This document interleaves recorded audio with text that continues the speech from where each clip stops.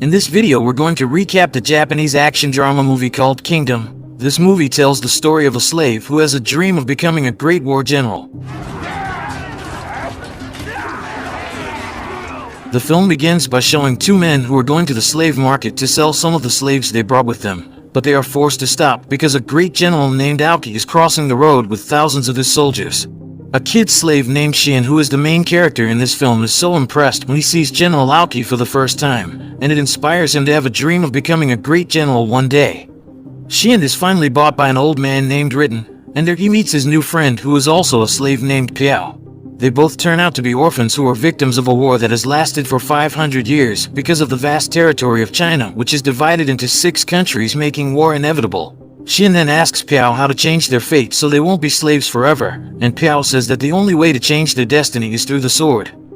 After completing their work, Piao invites Shin to practice swordsmanship because they both have the same goal of becoming a great general. They always practice together until they finally grow up. In the training, Piao manages to beat Shin because Shin sees someone coming. Shin is furious and insults the man, but the noble man immediately leaves them. When they return home after looking for firewood, they see the man they had met earlier, and it turns out to be one of the king's ministers named Changwon. Their master tells Piao that Minister Changwon wants to invite him to work in the palace. Piao pleads with the minister to take Shin with him, but Changwon says that he only needs one person, which means Shin will stay with his master. After considering everything, Piao finally decides to accept the offer, and he is forced to leave Shin because it is a golden opportunity for him to realize his dream of becoming a general. Before Piao leaves, they have their final training together as a farewell, and Shin promises to follow Piao to the palace soon. Although it's hard to continue his life without Piao, Shin keeps training to become stronger so that he will get opportunities like Piao. Day after day, he always trains hard until he is finally able to cleave hard rock with just his wooden sword. When Shin is sleeping one night, he wakes up after hearing something. He checks it and it turns out to be Piao, who comes in seriously injured. Piao tells Shin that in the palace, the king's brother named Qingjiao staged a coup to seize the throne. Piao gives him a map and tells Shin to go to a point on the map, and afterwards he asks Shin to leave his body there so that Qingjiao's men will find it. Shin takes Piao's sword and immediately goes to the point on the map according to the message Piao gave. Meanwhile, a former general named Zotzi and his soldiers arrive at the village.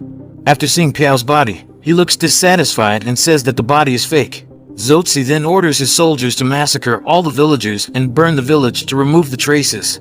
Back to Shin, he finally arrives at a point on the map that turns out to be a hut. When Shin enters the hut, he is very surprised to see Piao in it.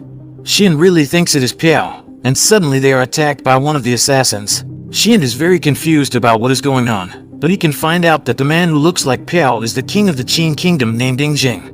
Shin realizes that Piao has sacrificed himself to protect the king and that the reason Piao is employed in the palace is because he has a face that looks like the king. Although Shin is furious about what the king did to his brother, he chooses to help him first to defeat the assassin. The assassin is a strong opponent which makes Shin hit several times, but with a strong determination to take revenge for Piao's death, Shin is finally able to defeat the assassin. Afterwards, the king lets Shin decide if he wants to kill him, but the king warns Shin that Piao died to protect him without any coercion. Shin finally decides to go with the king because the royal soldiers are definitely chasing them. When they are about to continue their journey, suddenly someone in a strange costume stops them. The strange person turns out to be a woman named Caryatine who comes from a mountain tribe. She offers to show them the secret passage on the condition that Yingjing has to pay for it with money. Yingjing agrees to the deal, and they immediately rush to avoid the enemy who is chasing them. Caryatine guides them to a secret passage through a hidden cave, and their Yingjing tells Shin everything about the truth that Piao is the reason he is still alive. He had warned Piao that the mission he accepted by pretending to be king could endanger his life, but Piao gladly accepted the mission and said it was a great honor for him. At the royal palace, Qingjiao is furious after learning that his brother is still alive, so he orders his advisor to send more soldiers to capture Yingjing. Back to Yingjing and Shin, they keep moving towards the secret meeting point with Minister Changwon.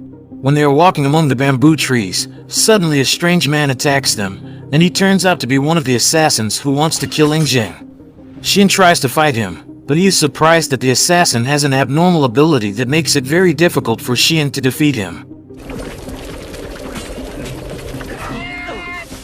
With the sword skills he has, Shin is finally able to defeat the assassin, even though he also falls unconscious at the same time from being hit by a poison dart. When he regains consciousness, Xian is already at the place which is the rendezvous point they are looking for. Shortly after, their hideout is surrounded by royal troops, but it turns out that they are Minister Changwen and his soldiers who are still loyal to Yingjing.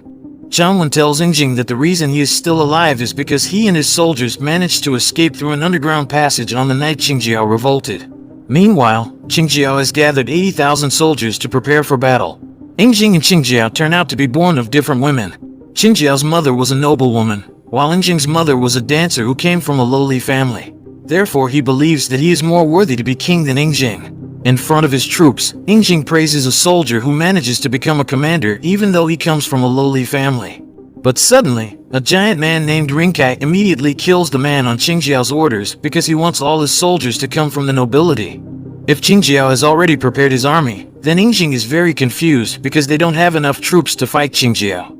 Changwen then has a brilliant idea when he sees Caryatyn, who is from a mountain tribe. He suggests that they have to try to re-establish alliances with the mountain tribes as their ancestors did.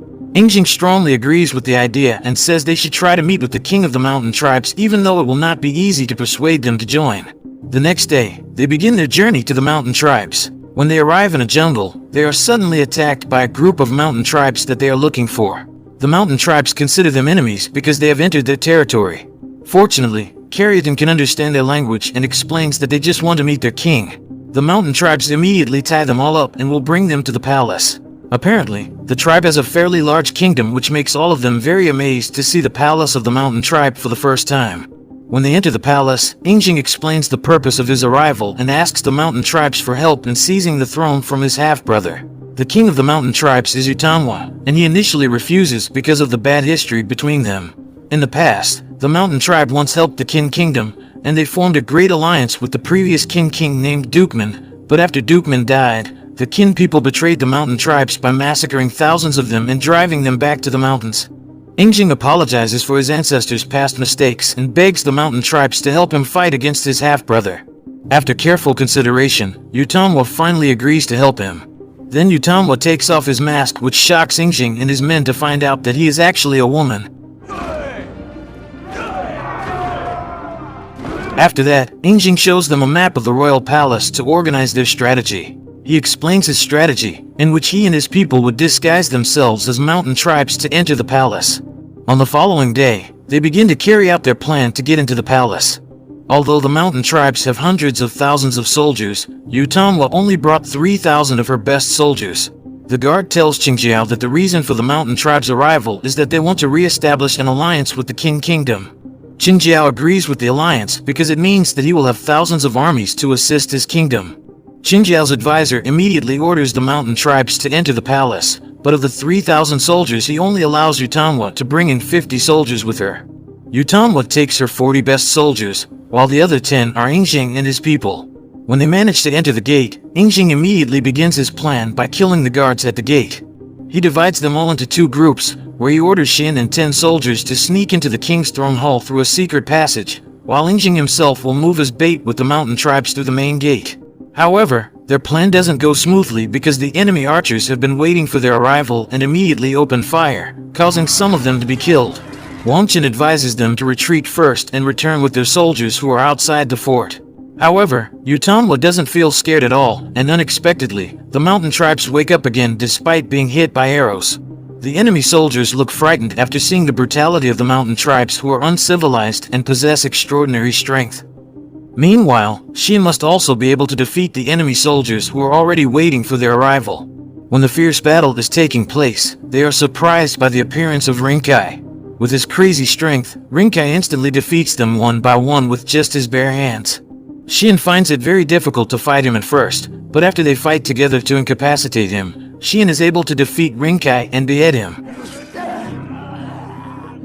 They are finally able to enter the palace and meet Qingjiao, who is sitting on his throne. However, their fight isn't over yet because they have to fight General Zotzi, who is already on standby there to protect Qingjiao. Although the mountain tribes try to fight Zotzi, they are unable to defeat him. Zotzi is actually a general with extraordinary sword skills, but he was dismissed as a general for the massacre he committed, and now he is an assassin. Xian tries to beat him even though Zotzi almost kills him many times. After a fierce battle, Xian then uses the sword technique that he has always practiced, and the sword move finally manages to defeat Zotzi. Qingjiao is frightened, so he immediately runs away from there. When he sees that Yingjing is broken through the main gate, Qingjiao orders the soldiers to kill him, but the soldiers are silent and no one obeys his orders. Yingjing says that this matter is between two brothers, so they have to duel to end this conflict. Yingjing manages to defeat Qingjiao with just one slash of the sword, which makes Qingjiao scream in pain. Yingjing then beats him until he is battered, but because he has won the battle, Yingjing chooses not to kill him even though Qingjiao has betrayed him. One of the generals loyal to Qingjiao chooses to continue fighting because he knows he and his soldiers would be executed for treason. However, General Aoki suddenly comes to the palace with his soldiers. General Aoki then asks Yingjing a few questions about his dream of becoming king of the Qing Kingdom.